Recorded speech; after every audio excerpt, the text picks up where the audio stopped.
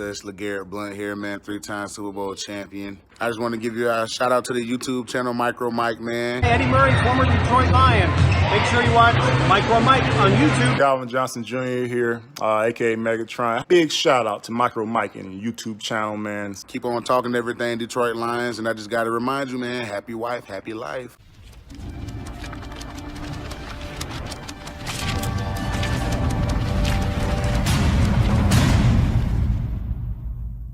What's going on YouTube? This is your boy Mr. Micro Mike, and today we're going to talk about Detroit Lions versus Washington football team.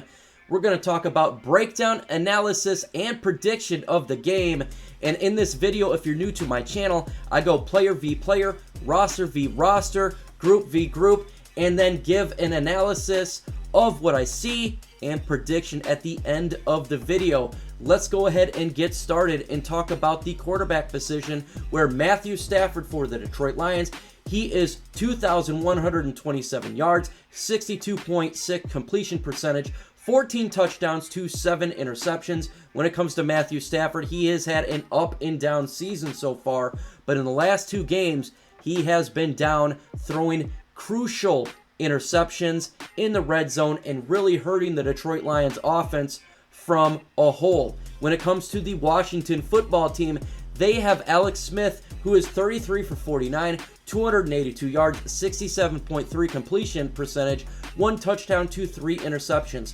When it comes to Alex Smith, he is just getting his feet wet for this team. They've had a lot of injuries to their starting quarterbacks, so now he is the guy to run it. When it comes to his touchdown to interception ratio, it's not looking good, but given the circumstances, I think he'll do better than that versus the Detroit Lions, because the Lions defense is extremely bad. But when it comes to advantage here, I'm going to give the Detroit Lions a 1-point advantage just because Stafford has been playing the whole season. Alex Smith has not. Comment, who will have the better game? Do you think that Matthew Stafford will have the better game, or do you think Alex Smith will have the better game? Let me know in the comment section. Let's turn this into a forum and have a whole lot of fun here. Let's go to the running back position, and we're going to start with the Detroit Lions' Adrian Peterson, who's 93 for 350 yards, 3.8 average, and 2 touchdowns for the Detroit Lions. He started great in the season, but he's really come back to earth. He is looking his age. He's not doing great when it comes to running the football, and you want to see DeAndre Swift more for the Lions, but they're still sticking with Peterson. For the Washington football team, they have Antonio Gibson, who is 90 for 391, 4.3 average, and 5 touchdowns. He's done fairly decent, giving the bad play for the quarterback position. The Washington football team are going to run the football, especially against the Lions' poorest defensive line and linebacking core. When it comes to the running game, I'm giving the Washington football team and Gibson a 1-point advantage here. I think they're going to do better on the ground. They're better running the football at this point in time. 1-point advantage, Washington. Turn on the notification bell. Why do you want to turn on the notification bell? Because the Detroit Lions versus Washington football team live watch party will be Sunday at 1 p.m. and it will be absolutely fun. I do play-by-play. You hear the game audio. I try to be unbiased as humanly possible. Jump in, Washington fans, and enjoy a great play-by-play breakdown of the game. Let's jump to the wide receivers. We'll start with the Detroit Lions, and they have Danny Amendola, who's 25 for 41, 401 yards, 16 average, 0 touchdowns.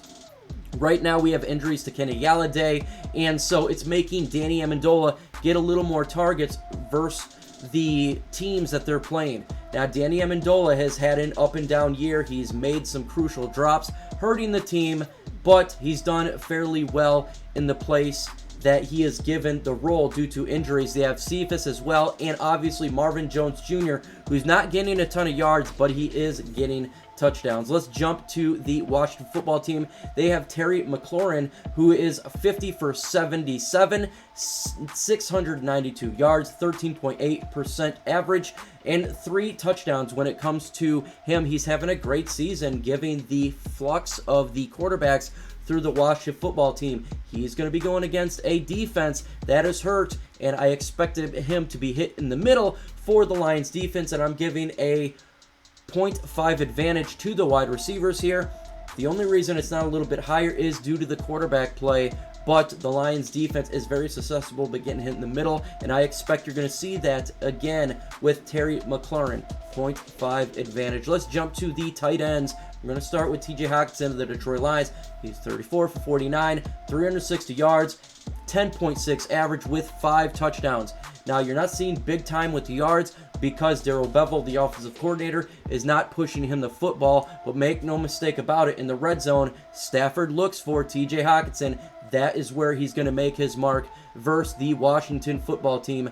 Now, you got Washington with Logan Thomas. He's 24 for 46, 236 yards, 9.8 average, 3 touchdowns. Again, you're going to see him on third downs.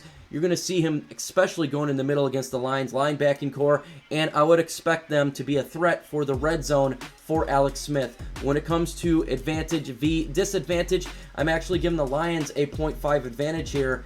The yards are a little bit better for them, and I think the quarterback position will help out TJ. They just need to make sure to feed him the ball, and that will be the issue. Who will win this game? Hit that like button and let me know. Do you think the Lions are going to win this game? Can they finally get a win? Or do you think the Washington football team will come to Ford Field and wreck the Lions season by getting a win? Let's go ahead and transition to the defense. And we're going to start with the Detroit Lions here. Front 7, you got linebacker Jelani Tavai, who's 11 for 11 for 22 total. Not very good. Reggie Ragland, who's taking up more of a role, who's 13 solo, 10 assisted, 23 total, and 1 sack. Linebacking core is a very negative for this team.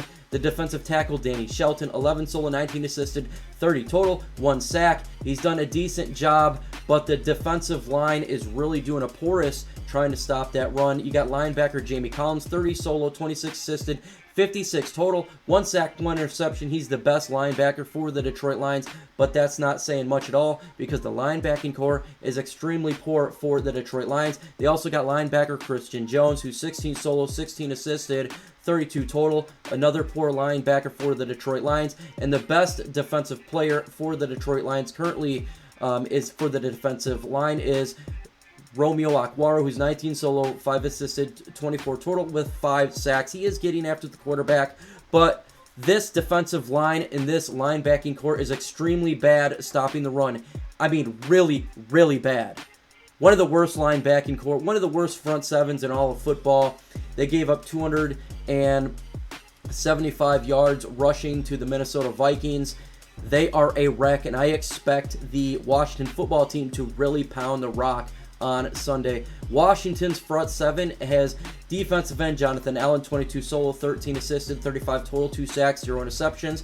Doing a better job for the end position for that team. And of course, they got Montez Sweat, 15 solo, 7 assisted, 22 total, 5 sacks. This defensive line getting after the quarterback is absolutely awesome, and they are young. I don't know if you guys remember, but Sweat was drafted last year, and he is a very young guy. Same with the great Chase Young, 16 solo, 4 assisted, 20 total with 5 sacks. The issue when it comes to Chase Young is he going to be healthy? But this guy is an absolute stud, beast, and monster on the defensive end position.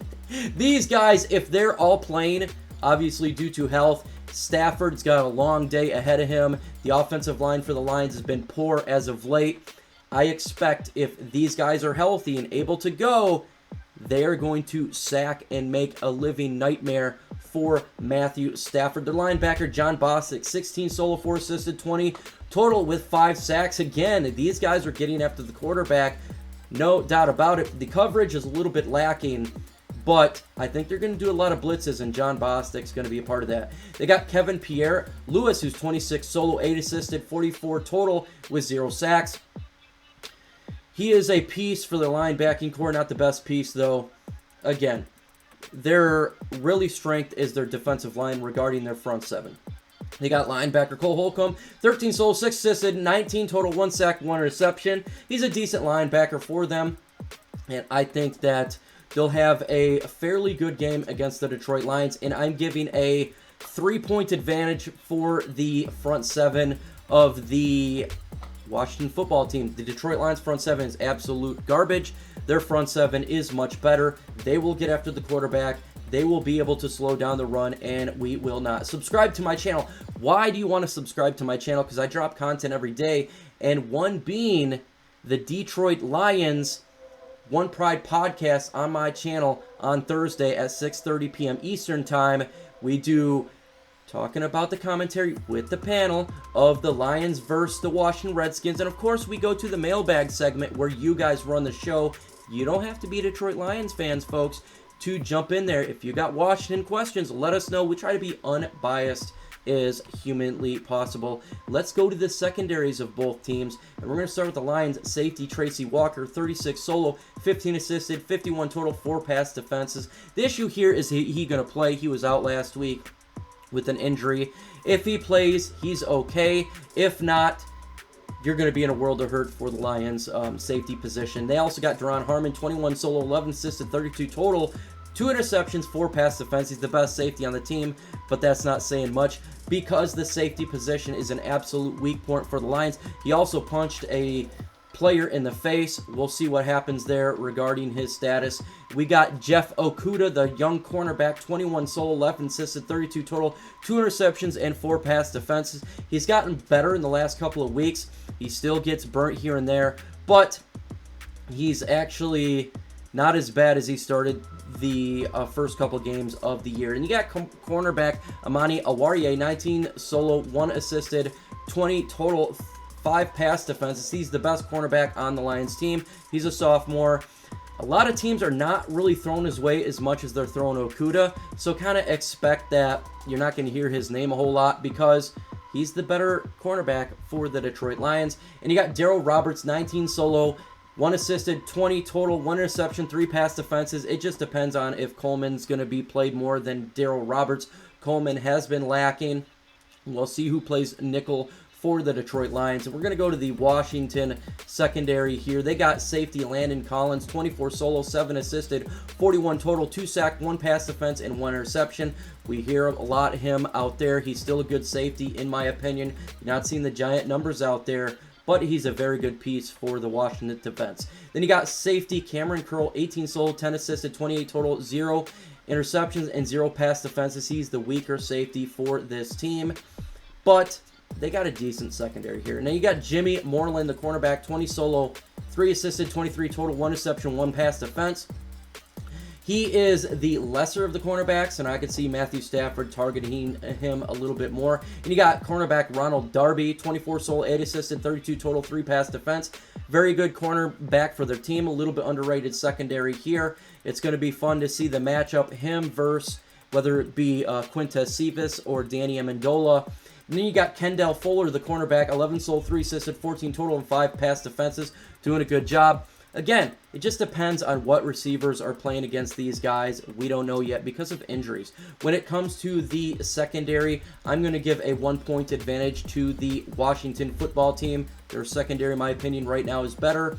And I think they're going to do well against the Detroit Lions, who is injuries to main starters such as Kenny Galladay. Comment, who has the better defense? Do you think the Detroit Lions have a better defense, or do you believe that the Washington football has a better defense? Comment, let's turn this into a forum. Let's jump to special teams here. Start with the Lions. Jamal Agnew, he's 11 attempts at 294, 26.7 average. A lot of kicks are getting hit out of the end zone. We're not seeing a whole lot of turns, and I see that being the same here. Kicker Matt Prater, 14 for 20, 70% field goal percentage, long of 51. He is struggling for the Detroit Lions. In my opinion, if we're kicking from long, it's probably a good chance they're not going to make it. And they got punter, the great one, Jack Fox, 29 for 1,530, 67 long, 52.8 average. He's the best punter in the NFL. Washington fans, expect the ball to be very long for your offense to drive because this guy is a fantastic punter. The Lions' special teams is the best part of the team.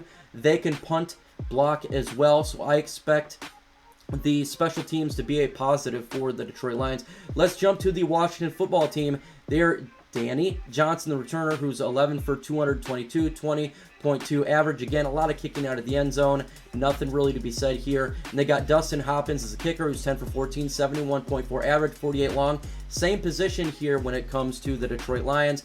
Not doing as good as they should be doing, missing field goals. And they got punter Tress Way, who's 36 for 1,741, 61 long, 48.4 average. Not that great. He is doing a lot of punts because the offense is having an issue. When it comes to special teams, I give the Detroit Lions a 1-point advantage. They're really doing a good job for that aspect of the game, and I expect them to continue to do a good job. Let's go to coaching. You got Lions Matt Patricia, who's 3-5. He literally is probably the second worst head coach in the NFL, just a little bit better than Adam Gase. Matt Patricia is terrible, and I expect him to continue to be terrible versus the Washington football team. Then you got Washington, who's got Ron Rivera. Ron Rivera is a very good coach. Now, his record is not there at 2-6, but given the issues at the quarterback position, he's still a good coach in my opinion, and he pushes defenses very, very hard. And I give this a 2-point advantage for Ron Rivera and the Washington football team. Let's go ahead and go to score prediction here. I have flip-flopped on this score prediction back and forth, but after looking at the defenses and offensive special teams, I am actually going to give the Washington football team the victory here, 21-19. I just think that their defense is much better. The Lions have not won at home. The Lions have issues on offense with injuries. If Kenny Galladay plays, maybe we'll change the score prediction here, but as of now, I think he's not going to play. So I'm going to give the win to the Washington football teams as they go to 3-6, and Detroit Lions drop to 3-6. In the upcoming videos, we got the One Pride podcast on Thursday, 6:30. Make sure you're there. The panel will take all the questions that you want. The Q&A session for that, as well as the Lions watch party on Sunday at 1 p.m. Be here and let's have some fun. With that said, folks, adios.